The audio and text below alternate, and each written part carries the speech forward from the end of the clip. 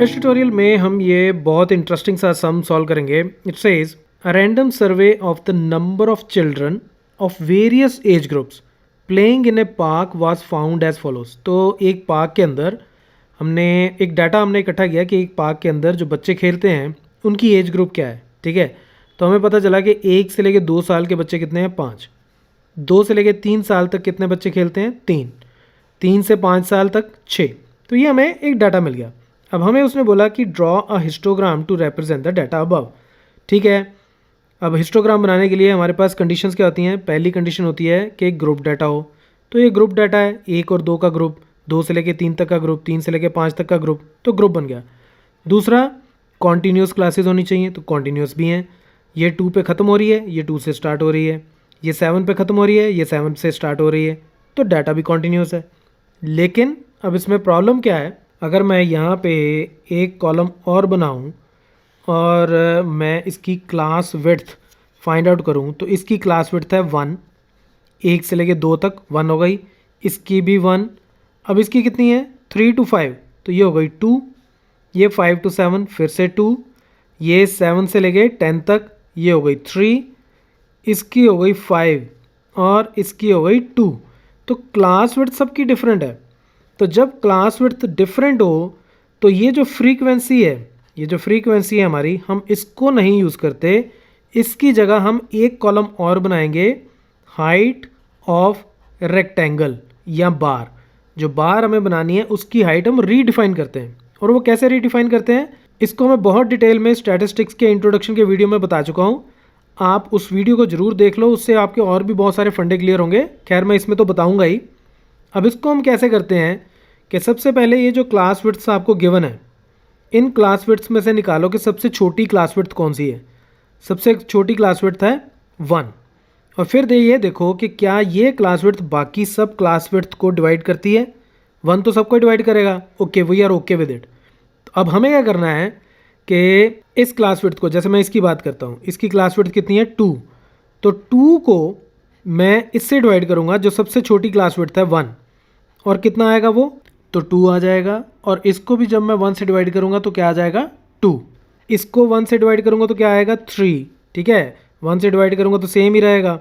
यहाँ पे 5, फिर 2 को 1 से डिवाइड करूँगा तो 2। ठीक है, 1 को 1 से करूँगा तो 1 ही आएगा, 1 को 1 से करूँगा तो 1 ही आएगा। तो ये जो मेरे पास अब नंबर्स आए, ये बाई चांस ऐसा हुआ है कि सेम ही आ गए हैं, बट ये डिफरेंट भी हो सकते थे अगर मेरी सबसे छोटी क्लास विड्थ डिफरेंट होती।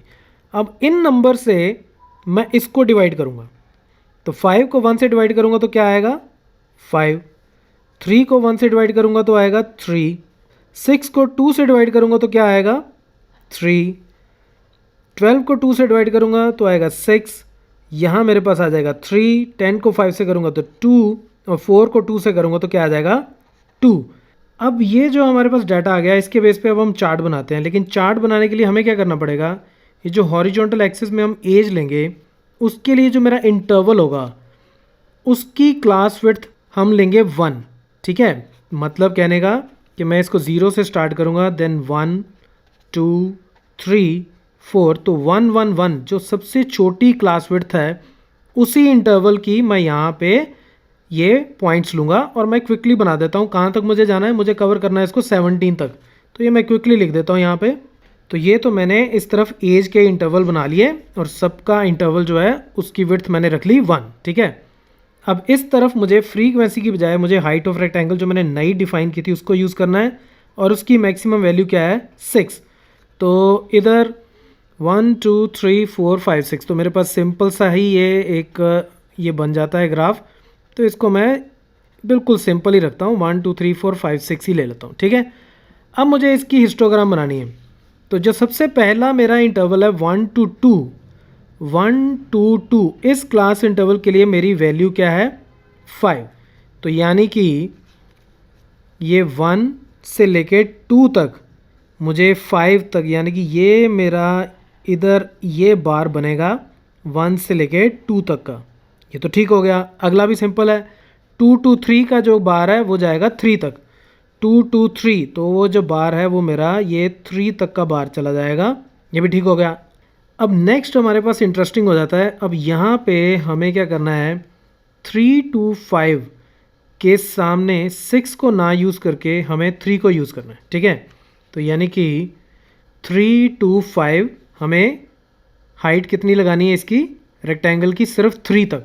तो 3 to 5 मेरी हाइट जाएगी सिर्फ 3 तक, तो ये बनेगा मेरा यहाँ से लेके यहाँ तक 3 to 5 तक ये मेरी इस तरह से एक बार आएगी, ठीक है। उसके बाद 5 to 7 इसको ना यूज़ करके मैं इसको यूज़ करूँगा 6।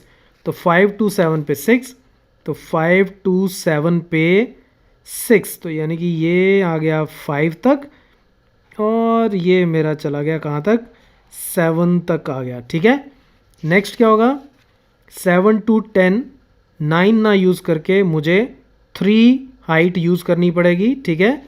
7 to 10, तो 7 to 10 तक हाइट कितनी जाएगी 3, तो यानी कि ये यहाँ से लेके मेरा यहाँ तक बनेगा, ठीक है।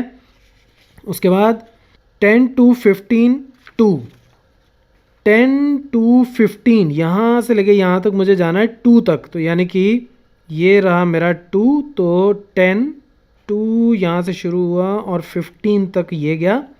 और उसके बाद क्या है 15 to 17 भी 2, तो 15 से लेके 17 तक भी कितना है 2, ठीक है।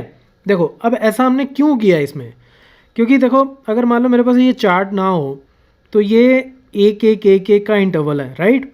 तो इसको अगर मैं ध्यान से देखूं तो 1 से लेके 2 तक कितनी वैल्यूज़ हैं 5, 2 से 3 तक कितनी वैल्यूज़ हैं 3, 3 से 4 तक कितनी वैल्यूज़ हैं, 3 से 4 तक सिर्फ इतनी ही बार बनेगी ना, तो ये भी 3 और 4 to 5 भी 3, तो 3 to 4 3, 4 to 5 3, तो 3 to 5 टोटल कितना हो गया, टोटल हो गया 6। और यही आपको एक्चुअल फ्रीक्वेंसी गिवन है कि 3 to 5 की टोटल फ्रीक्वेंसी क्या है 6, लेकिन इसको करेक्टली ड्रॉ करने के लिए हमें ये मेथड फॉलो करना पड़ता है, इसलिए हमने इसको 3 तक ड्रॉ किया। जैसे हम इसकी एग्जांपल ले लेते हैं 10 to 15, 10 to 15 तक टोटल वैल्यू कितनी है 10, ठीक है। लेकिन हमने क्या किया 10 to 15 तक, यहाँ तक मैं 10 to 11 तक कितनी ड्रॉ की मैंने 2, फिर से 2 2 2 एंड 2, तो इन सब को जब मैं ऐड करूँगा तो टोटल कितना बनेगा 10, यानी कि ये जो इसकी एक्चुअल फ्रीक्वेंसी थी 10। इसलिए हमने इसकी हाइट को रीडिफाइन किया, क्योंकि अदरवाइज़ अगर मैं इसको 10 तक ले जाता, अगर मैं इसको ही 10 तक ले जाता तो वो क्या होता, इसके बीच में भी 10, इसके बीच में भी 10, इसके बीच में, तो टोटल फ्रीक्वेंसी मेरी 10 की बजाय 50 बन जाती, तो वो गलत हो जाती, राइट। सो इस तरह से हम हिस्टोग्राम्स बनाते हैं जब हमें क्लास इंटरवल सेम विड्थ के नहीं दिए होते, right. So that's it from this tutorial, keep watching मैथमाफिया।